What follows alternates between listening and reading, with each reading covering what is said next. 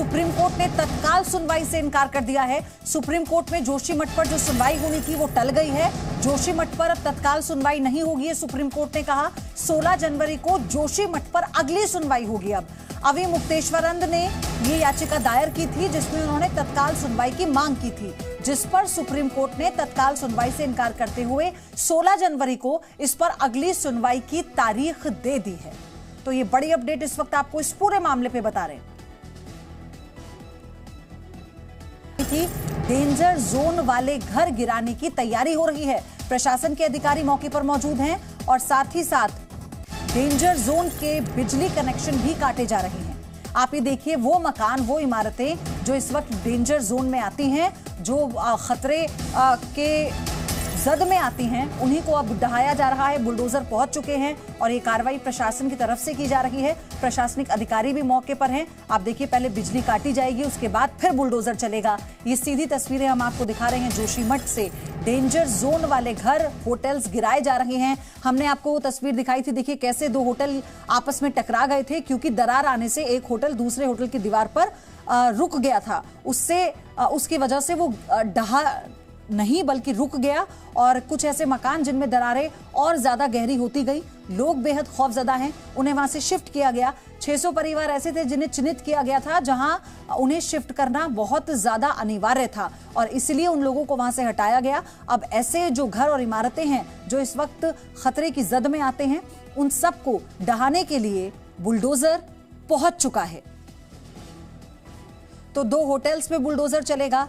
लोगों को, स्थानीय निवासियों को वहां से शिफ्ट किया जा रहा है जिनके घर इसकी जद में हैं। धर्मशालाएं बनाई गई हैं और ऐसी कई व्यवस्था की गई है जहां पर लोगों को ठहराया जा सके। लोग सिर्फ एक सवाल पूछ रहे हैं कि आखिर इसका समाधान होगा या नहीं होगा। उनका वो आशियाना जिसे अपनी मेहनत से उन्होंने खड़ा किया था, जिसमें उनके परिवार की यादें हैं, खुशियां हैं, अच्छे पल उन्होंने उस घर में बिताए, अब वो ढहने को तैयार है और उसके लिए बुलडोजर पहुंच चुका है। हर कोई बस ये सवाल पूछ रहा है कि उनकी गलती क्या थी, क्यों उन्हें अपना घर छोड़ना पड़ा, क्यों ऐसे हालात जोशीमठ में पैदा हो गए।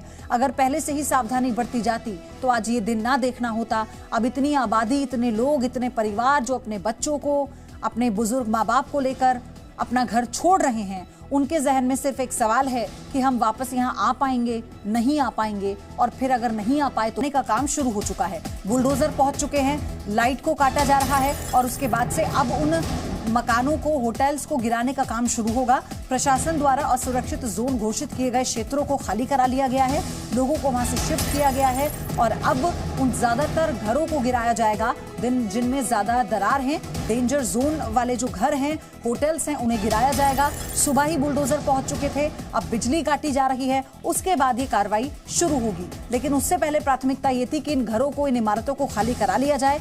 जो यहाँ लोग रह रहे हैं उन्हें सुरक्षित जगहों पर पहुंचा दिया जाए। आप ये तस्वीरें देखिए, बुलडोजर जो कि पहुंच चुका है और अब से थोड़ी देर बाद ये प्रक्रिया शुरू हो जाएगी।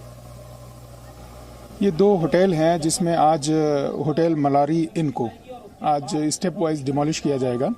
सबसे पहले ऊपर के पोर्शन को डिमोलिश करेंगे। इसके डिमोलिश करने का कारण यह है कि ये टिल्ट हो गए हैं। ये दोनों होटल एक दूसरे से बहुत करीब आ गए हैं सिंकिंग के कारण से। ये पूरा एरिया जो सिंक कर रहा है उसके कारण से ये एक दूसरे के करीब आ गए हैं और टिल्ट कर गए हैं एक दूसरे पर।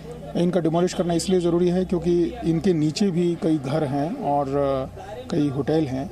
तो ये अगर ये और सिंक करता है और कहीं ज़्यादा सिंक कर गया तो ये होटल कभी भी गिर सकता है। इसलिए एक्सपर्ट की टीम ने ये डिसाइड किया कि इसको डिमोलिश किया जाए। तो CBRI के एक्सपर्ट आ रहे हैं, उन्होंने कल इसका सर्वे भी कर लिया था। अभी कुछ और टेक्निकल जानकारी इसके बारे में और वो देंगे कि किस तरीके से हम इसको डिमोलिश करेंगे।